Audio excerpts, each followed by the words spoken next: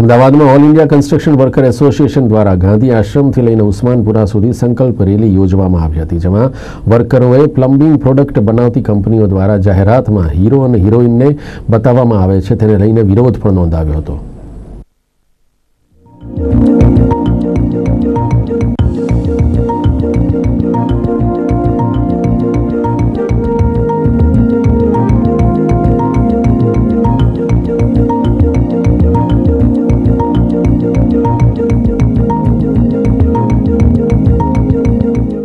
આજે જે રેલીનું આયોજન કરવામાં આવ્યું છે, આનો અમારો મુખ્ય એજન્ડા અને ઉદ્દેશ્ય કંપનીઓવાળા અત્યારે અઢળક જાહેરાતોના નામે રૂપિયાઓ પ્રોડક્ટમાં ઉમેરી અને એ જાહેરાતોનો રૂપિયા કોઈ એક હીરો હિરોઈનના કરોડો રૂપિયા આપે છે.